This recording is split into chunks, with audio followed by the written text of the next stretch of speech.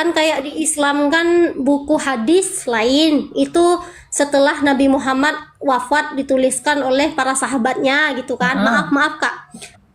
Terus Al-Quran itu lain lagi kitabnya gitu kan, kitab hadis, kitab ulumul hadis, jadi banyak macamnya gitu Kak.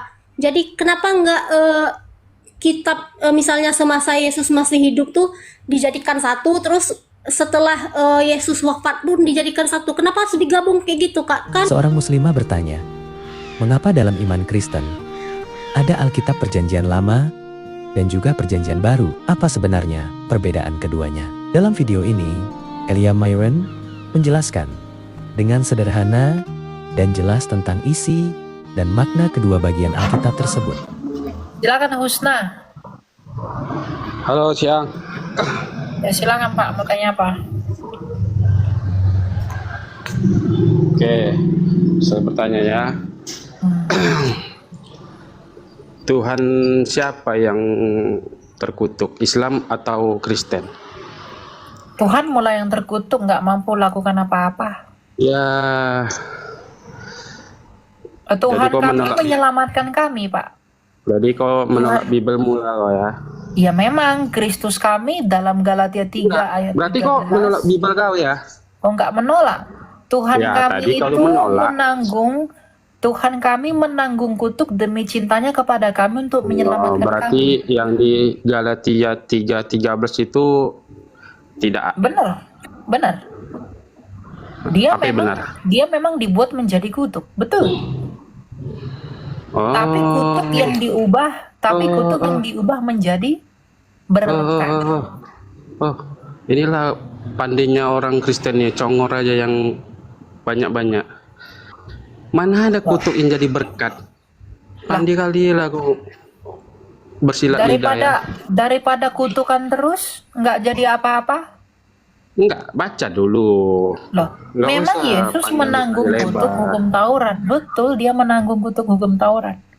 Demi menyelamatkan kami dari kutuk hukum itu. Karena kutuk daripada Di mana kutuk- tertulis demi kutuk menyelamatkan dosa orang Kristen? itu adalah maut. Maka Yesus Kristus Di mana mengalami maut tertulis untuk di situ menanggung kutuknya kami. menanggung orang Kristen? Di mana tuh? Di mana tertulis di situ? Yohanes 10 ayat 17. Jangan dicocok lagi. Nah. Emang kamu pernah baca Alkitab? Tapi kau hanya pandai bercocokologi, Elia Miron. Pandai bercocokologi. Ya kamu aja nggak punya argumen, malah nuduh saya pandai cocokologi. Bercocokologi antara Nggak apa-apa Pak, Bible poligami Bible aja satu, dulu sana, poligami ya, Bible cari satu. istri banyak-banyak ya. Cari istri banyak-banyak dulu ya. Cari istri banyak-banyak, cari anak-anak ya. Lakukan perintah, oke? Biar banyak pahala. Daripada di sini ngeribut-ribut, lebih baik cari istri banyak-banyak ya. Beranak pinak kau sana. Kita lanjutkan ya. Biarkan dia kawin banyak-banyak.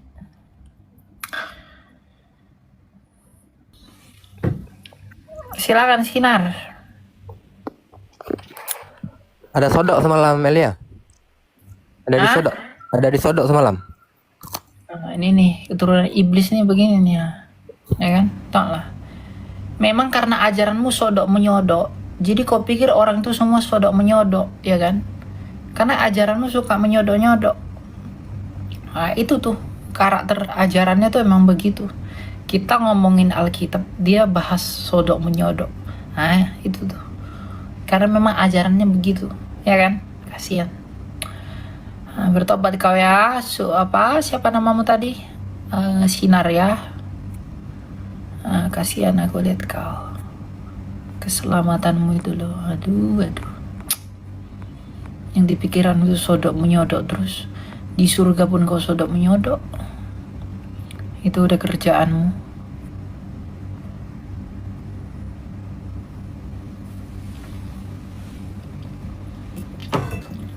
Namamu Sinar, tapi sinar gelap.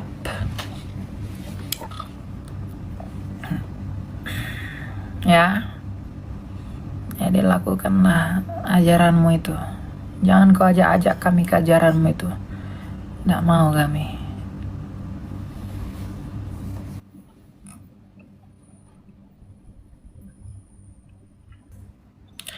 Acaranya nggak mutu ya, nggak apa-apa nggak bermutu ya, tapi kalau bahas kawin-kawin ya itu yang bermutu buatmu. Cari aja sana room lain.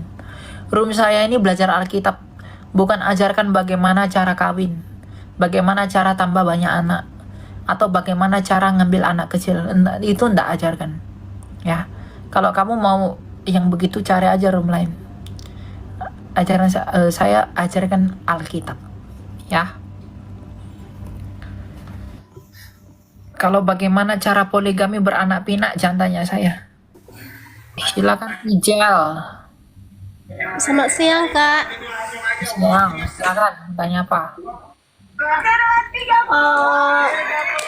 Ini, Kak. Kamu lagi di mana, Izel? Kok berisik? Lagi di ruang TV, Kak. Oke, matikan dulu TV-mu. Sudah aku matikan, Kak. Oke, mau tanya apa? Kan begini ya, Kak ya. Di dalam Kristen, agama Kristen, kepercayaan Kristiani gitu kan. Ya, Ada kitabnya yang namanya Perjanjian Lama sama Perjanjian Baru gitu ya, Kak ya.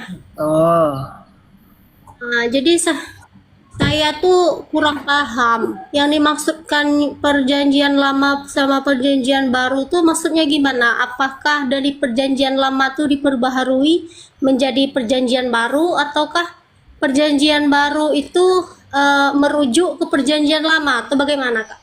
Terima Iya. kasih, Kakak. Oke, thank you. Ya, pertanyaannya bagus. Banyak ya orang berpikir perjanjian baru adalah perjanjian lama yang diubah-ubah, perjanjian lama yang diedit-edit, lalu direvisi, maka jadilah perjanjian baru. Ya, jadi perjanjian baru itu adalah perjanjian lama yang diedit-edit, yang diubah-ubah. Nah, itu kata orang-orang yang nggak belajar Alkitab. Perjanjian baru itu bukan perjanjian lama yang diubah-ubah. Apa itu perjanjian lama? Apa itu perjanjian baru? Jadi gini, puncaknya iman kami itu adalah Yesus Kristus, ya.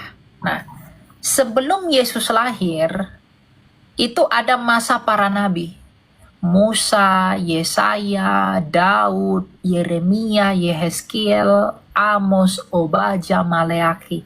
Ini semua nabi-nabi yang hidup sebelum Yesus datang ke dunia.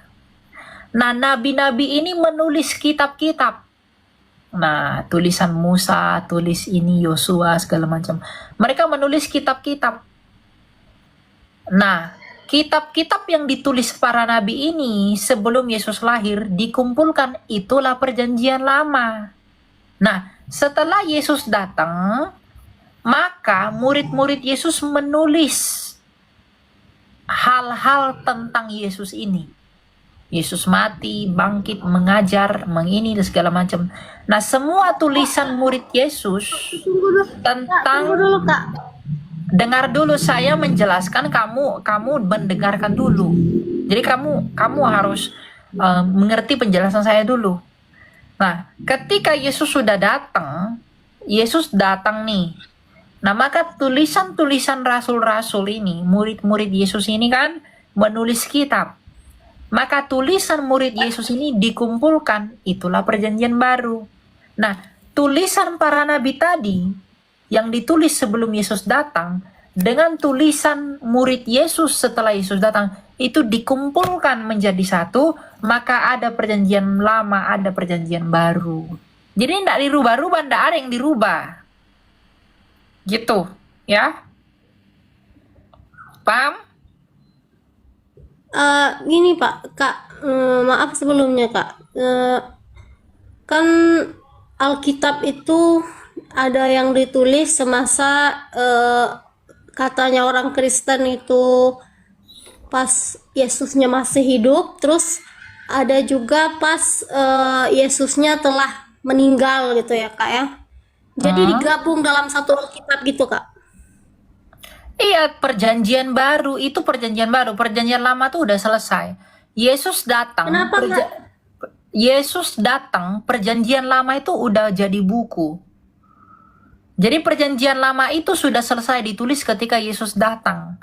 Nah, ketika Yesus datang ini ada tulisan-tulisan tentang Yesus, itulah perjanjian baru. Nah, perjanjian baru ini ditulis yang di zamannya Yesus. Misalnya Markus tulis tentang Yesus, Lukas tulis tentang Yesus, Yohanes tulis tentang Yesus. Siapa lagi? Matius, Markus, Lukas, Yohanes. Nah, itulah tulis tentang Yesus. Kemudian juga Lukas tulis perjanjian Kisah Rasul. Kemudian Paulus juga tulis surat-suratnya. Nah, itu perjanjian baru. Gitu. Ada yang ditulis di zaman Yesus, ada yang ditulis, tapi yang paling jauh itu ditulis sebelum abad 1 berakhir. Jadi jarak paling jauh dengan penulisan Tuhan Yesus itu 60 tahun. Begitu. Kenapa nggak etisnya yang pas Yesus semasa, kayak maaf ya Kak ya, saya samakan, maaf sebelumnya. Bukannya bermaksud untuk menghina ataupun gimana ya Kak ya. Kan kayak di Islam kan buku hadis lain, itu setelah Nabi Muhammad wafat dituliskan oleh para sahabatnya gitu kan. Maaf Kak. Terus Al-Quran itu lain lagi kitabnya gitu kan, kitab hadis, kitab ulumul hadis, jadi banyak macamnya gitu Kak. Jadi kenapa nggak kitab misalnya semasa Yesus masih hidup tuh dijadikan satu, terus setelah Yesus wafat pun dijadikan satu? Kenapa harus digabung kayak gitu Kak? Kan karena gini, itu kan karena perjanjian kurang lama. maaf Kak, belum Kak. Kan gimana ya Kak ya, jadi kita tuh kan bingung gitu kan, jadi Yang bingung kan, cuma saya ingin kamu belajar. yang bingung, karena kamu bukan Kristen. Kami nggak pernah bingung, cuma kalian yang bingung karena kalian nggak belajar. Kenapa perjanjian lama, perjanjian baru itu digabung? Karena perjanjian lama itu isinya semua janji tentang kedatangan Yesus. Tanpa perjanjian lama, kita nggak tahu Yesus itu Mesias. Karena ciri-ciri Mesias itu disebutkan di perjanjian lama. Nah, ketika Yesus datang, Yesus ini menggenapi, memenuhi semua ciri-ciri Mesias itu. Maka dialah Mesias yang dimaksud. Nah, ketika dia datang, maka ditulislah tentang dia. Makanya digabung jadi satu. Jadi ada tulisan janji, ada tulisan setelah janji itu telah datang.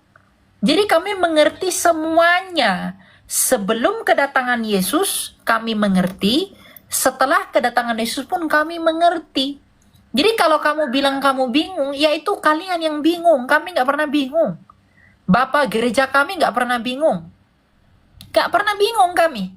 Nah, selain daripada ini, kami masih punya, kalau kamu bilang alumul ullah, apalah, hadis lah segala macam, ya itu punyamu. Kami pun punya kitab seperti itu. Kami punya Didakhe, rumusan iman.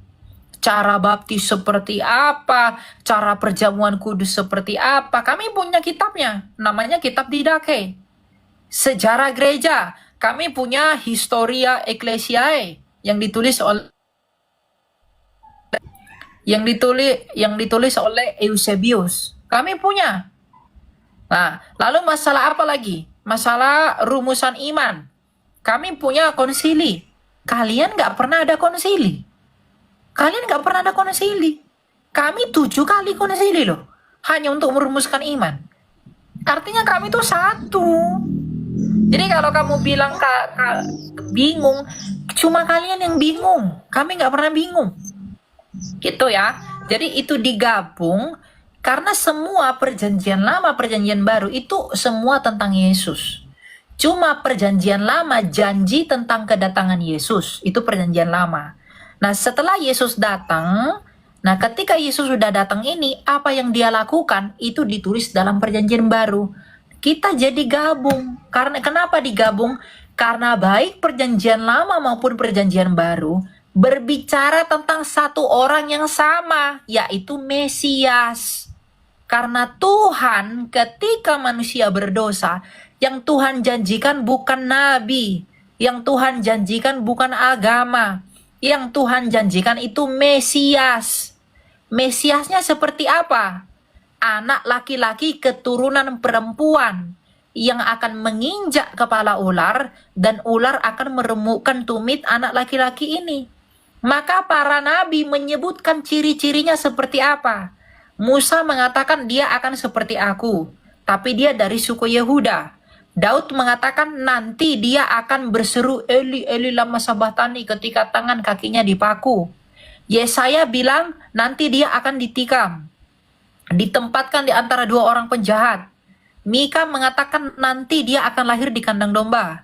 Hosea mengatakan nanti dia akan diasingkan ke Mesir. Kemudian Zakaria mengatakan nanti dia akan dijual 30 keping perak. Lalu nabi yang lain mengatakan dia akan jubahnya akan diundi. Lalu Yeremia, Yehezkiel dan para nabi yang lain mengatakan bahwa nanti dia akan menunggangi menaiki seekor keledai.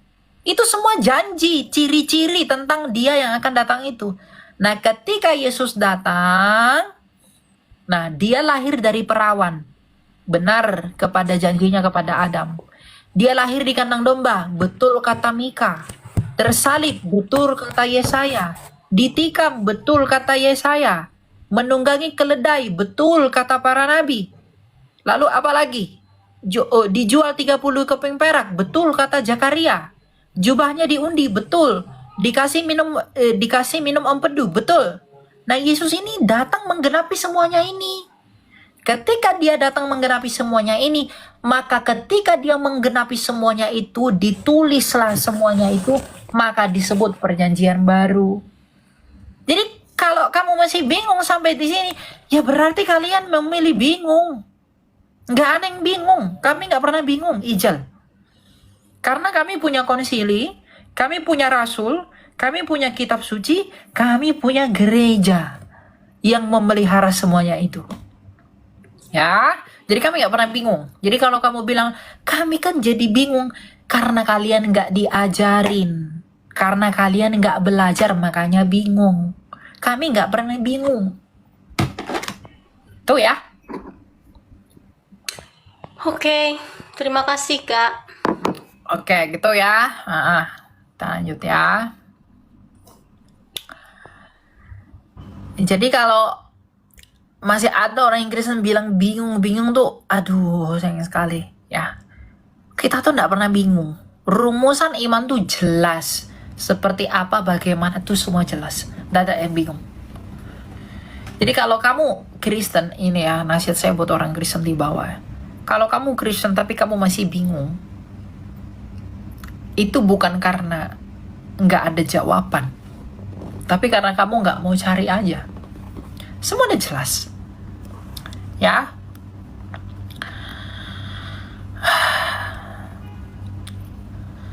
Agak ini juga, effort juga ya. Tantangan.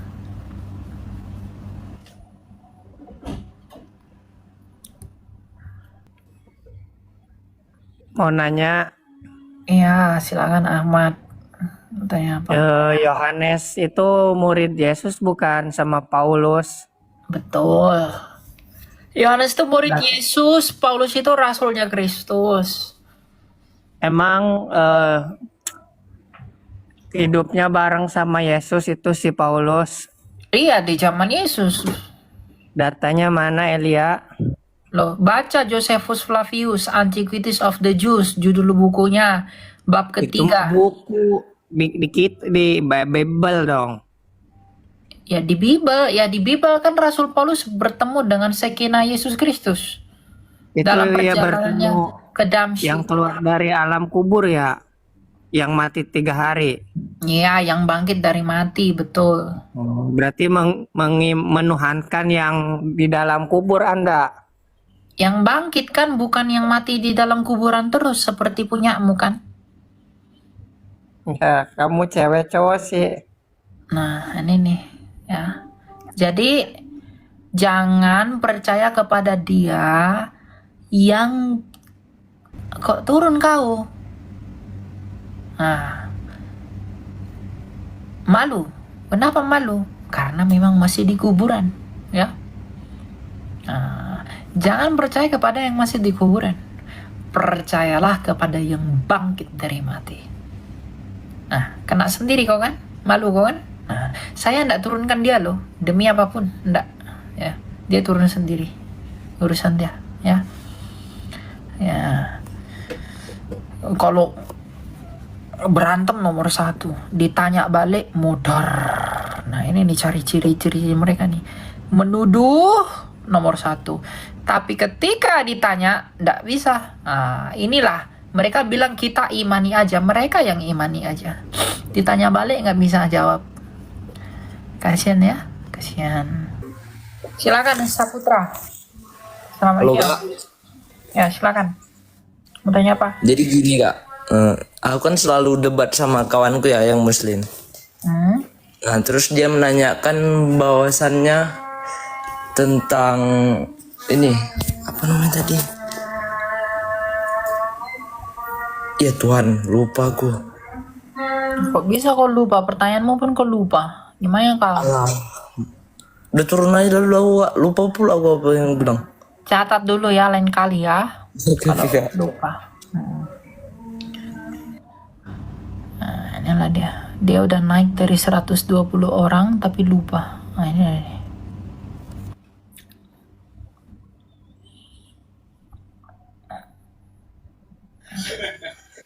Silakan Immanuel. Immanuelnya namamu siapanya? Pendidikan salah satu jalannya menurut saya. Halo? Siang Kak, saya mau tanya Kak. Tanyalah apa mau tanya. Siapa yang tanya dalam kamu? Jadi kalau IPK tidak menjamin kesuksesan, sekolah tidak menjamin kesuksesan. Dia mau tanya tapi yang diputarnya malah video. Kayak mana ya kau?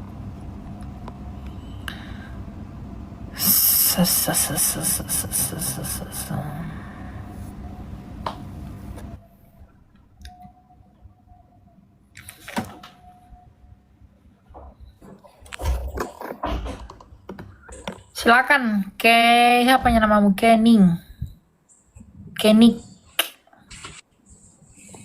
Halo? Oke lah, nggak ada ya. Kita naikin yang lain.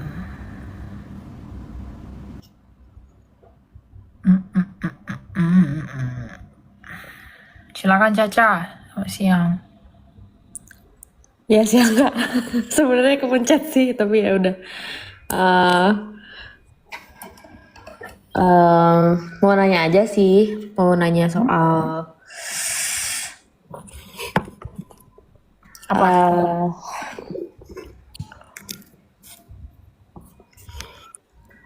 Sebentar, aduh notnya. Ntar deh Kak, saya naik lagi boleh nggak? Oke ya. Lupa lagi, lupa. Iya. Ya, Ya, oke. ya thank you. Ya, entah kenapa belakangan ini banyak anak muda lupa ya. Entah kenapa ya, bingung saya.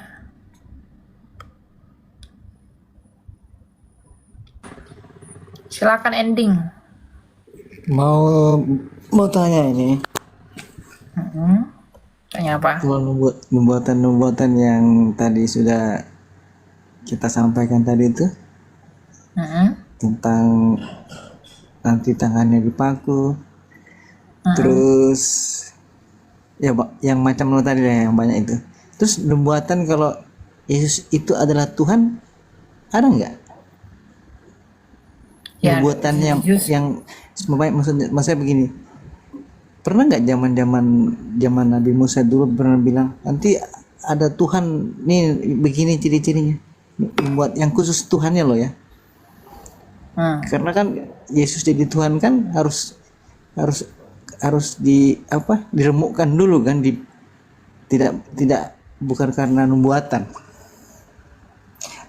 kalau dia Mesias nanti yang tangannya dipaku terus nanti dia ditombak apa kan ada yang seperti yang tadi kita katakan itu. Nah, nubuatan yang menunjukkan bahwa dialah Tuhan ada nggak?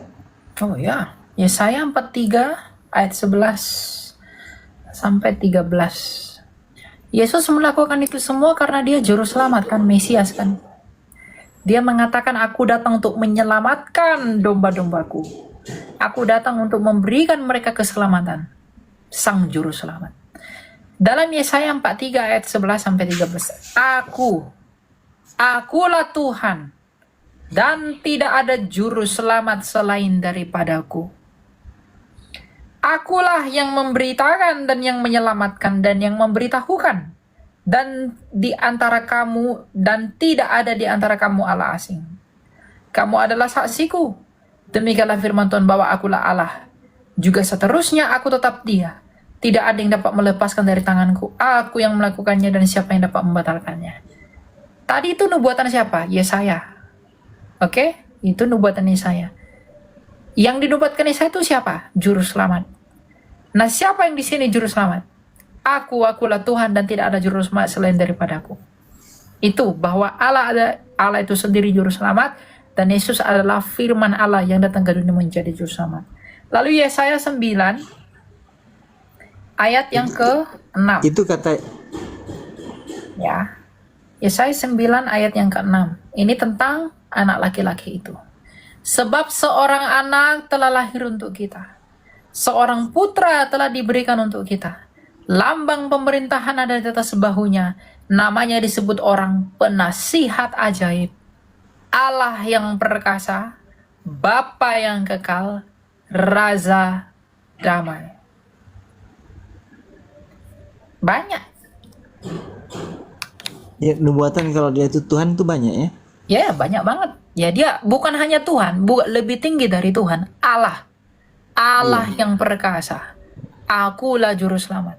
Itu kata Tuhan dalam nubuatan kepada Nabi Yesaya yang Terus menyelamatkan. kalau yang perkataan Yesus yang aku untuk domba-domba yang sesat dari kaum Bani Israel itu, Ya memang aku menyelamatkan domba-dombaku dari kaum Israel, betul. Lalu terus tapi kenapa Yesus kan bilang, tapi jangan lupa Yesus bilang apa? Aku masih punya domba-domba yang lain.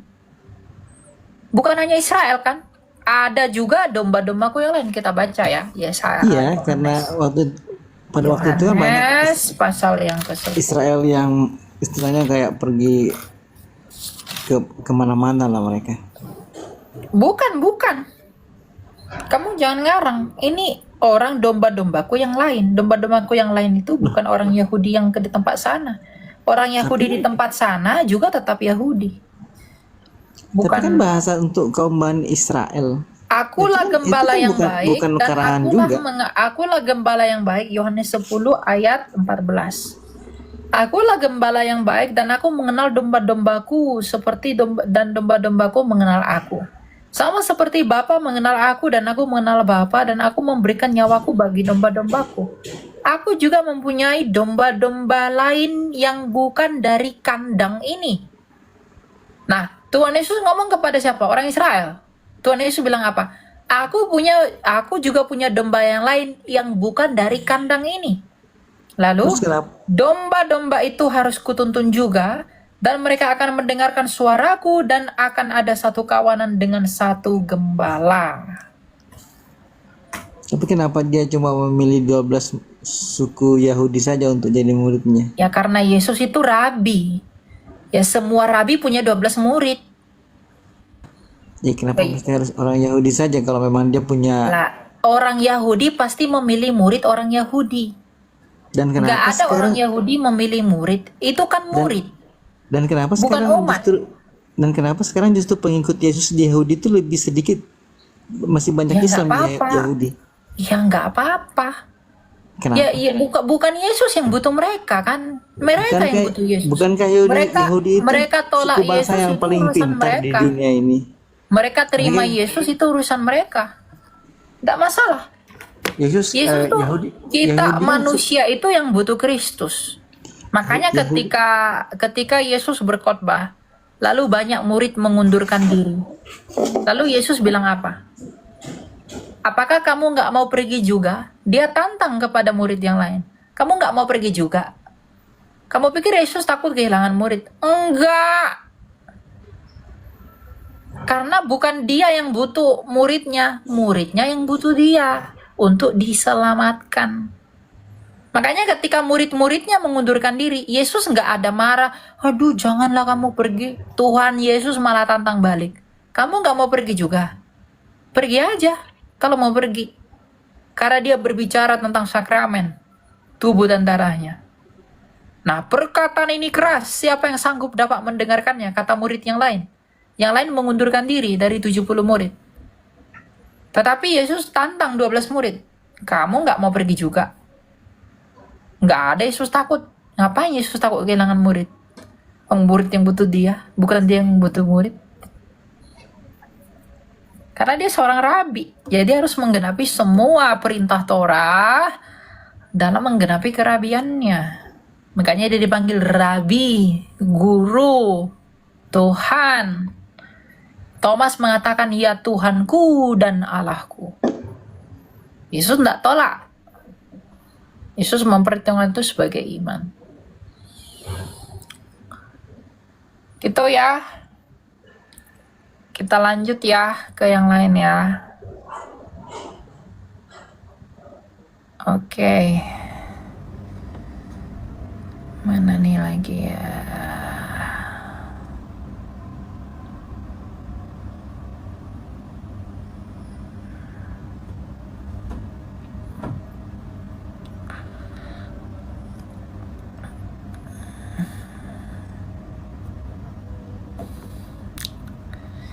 Dia pikir Yesus tuh haus murid, haus orang. Enggak, Tuhan Yesus tuh enggak butuh jumlah. Dia tuh butuh kualitas. Dia tuh maunya kualitas.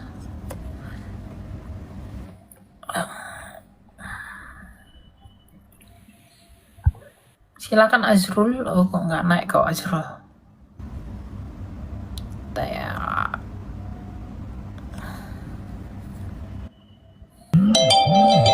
Silakan popcorn. Halo, shalom. Salam, silakan mau tanya apa? Salam dari Malaysia. Salam. Mau tanya apa, Pak? Saya mau bertanya tentang ini, apa tuh namanya? Bolehkah Kristen mendoakan arwah? Mendoakan orang yang mati. Iya. Oh ya, nggak ada salahnya. Silakan doakan, didoakan, silakan, enggak juga nggak apa-apa. Tahu juga yang menerima doa itu kan Tuhan. Tuhan mau kabulkan, mau tidak juga nggak apa-apa. Cuma kamu nggak bisa mendoakan orang itu untuk memindahkan dari neraka ke surga, itu nggak bisa. Doa kita berdoa kepada Allah atas jiwa-jiwa yang udah mati. Jadi bukan kepada orang mati itu kita berdoa, tapi kita berdoa kepada Allah atas mereka yang telah meninggal. Biar Tuhan bermurah hati kepada mereka orang yang meninggal ini. Nah itu urusan Tuhan, mau Tuhan gimana ya itu urusan Tuhan. Gitu. Jadi boleh nggak berdoa kepada Tuhan mengenai jiwa-jiwa yang udah mati? Ya nggak apa-apa, nggak ada salahnya. Karena itu tanda kasihmu kepada mereka. Apakah ketika saya misalnya punya papa, lalu papa saya meninggal, lalu apakah kasih saya berhenti kepada papa saya? Tidak. Saya tetap mengasihi papa saya. Bagaimana cara saya mengasihi dia? Ya dengan mendoakan dia kepada Allah. Karena doa itu yang ungkapan kasih. Apakah ketika orang tuamu meninggal kasihmu berhenti? Enggak kan? Gitu. Tapi selama hidupmu ya kamu harus berbaik hati, melakukan perintah-perintah dan apa yang diperkenankan oleh orang tuamu gitu. Jadi nggak apa-apa, itu nggak salah, gitu ya. Oke, terima kasih. Oke, ya.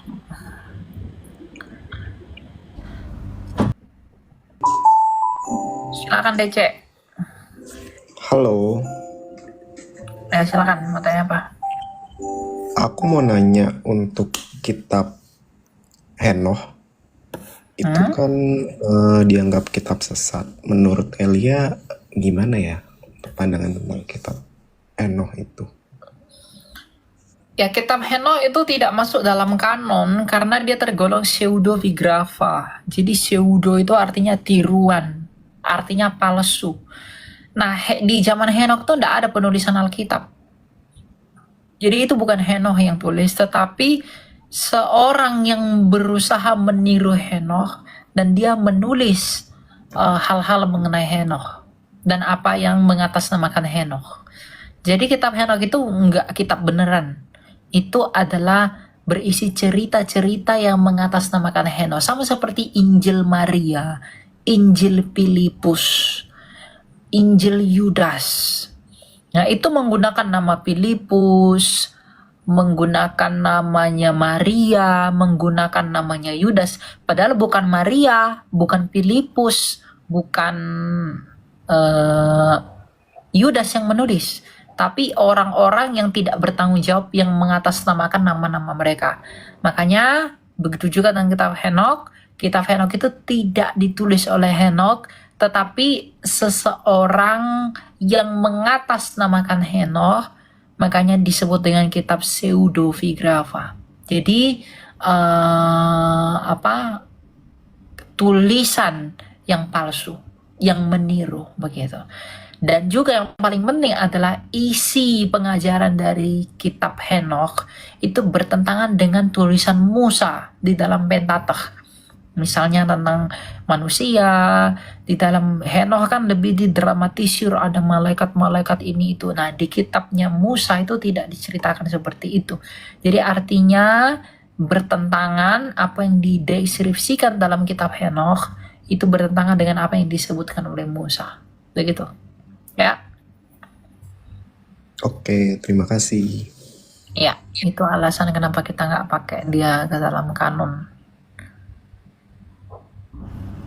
Oke, Elia tadi dari NDC. Betul, saya tadi dari NDC, teman-teman. Karena saya tadi ngisi di NDC. Silakan Esther. Halo, shalom, selamat sore kakak. Ya, sore, silakan.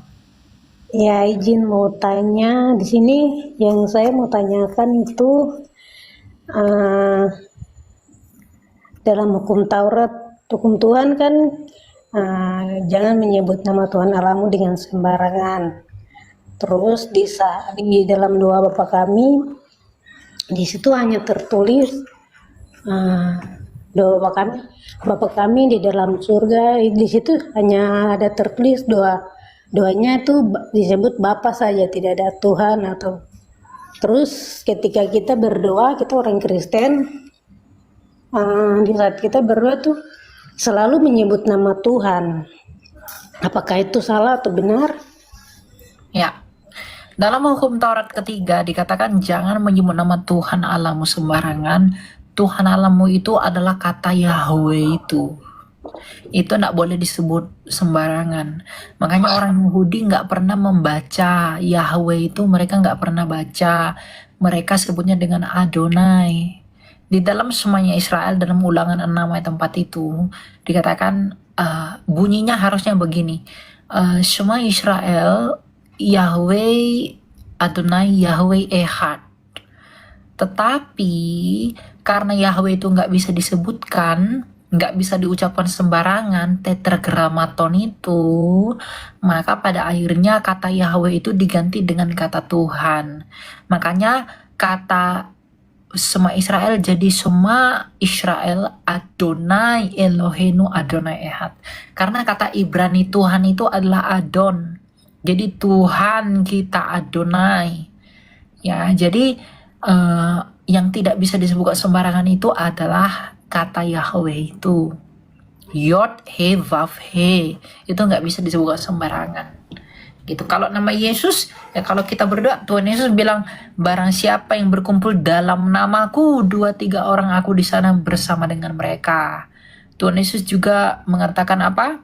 Mintalah kepada Bapa di dalam namaku.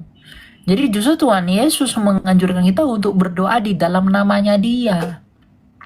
Kita meminta kepada Bapa dalam nama Yesus. Tuhan Yesus justru anjurkan itu. Jadi nama Yesus digunakan nggak apa-apa. Tapi kata Yod He Vav He, Yahweh itu nggak bisa diucapkan sembarangan. Karena orang Yahudi pun sangat menghormati nama itu. Gitu.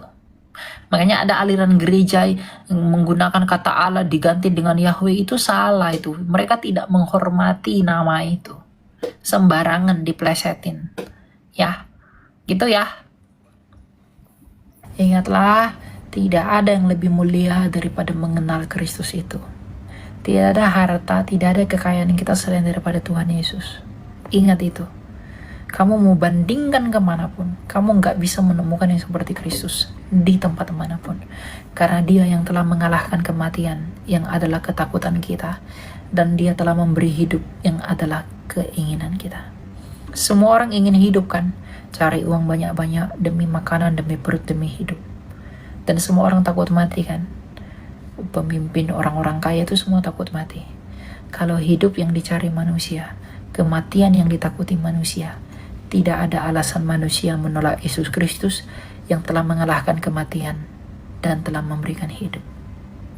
Kalau hidup yang kamu cari, datanglah kepada Dia yang telah hidup dari mati. Kalau kematian yang paling kamu takuti, datanglah kepada Dia yang telah menginjak-injak kematian. Siapakah itu? Yesus Kristus dari Nazaret. Jangan percaya kepada agama manapun. Jangan percaya kepada apapun. Percayalah kepada Juru Selamat yang menyelamatkan. Jangan percaya kepada Juru Selamat yang tidak selamat. Kalau dia masih di kuburan, jangan percaya. Kalau kamu percaya kepada yang masih di kuburan, kamu pun akan pergi ke kuburan. Tapi percayalah kepada Dia yang melalui kuburan, Dia memporak-porandakan kuburan. Agar kita nanti ketika masuk kuburan, tidak di dalam kuburan itu selama-lamanya, tapi keluar sebagaimana Tuhan kita telah keluar. Dengan demikian, kita memperoleh keselamatan. Terpujilah nama Tuhan, terberkatilah semuanya. Amin. Shalom. Terima kasih sudah menonton sampai akhir. Jika penjelasan ini membantu Anda memahami Alkitab, dukung channel ini dengan menekan tombol like, komentar pendapat Anda, dan subscribe untuk diskusi iman yang lebih menarik di video berikutnya. Tuhan memberkati.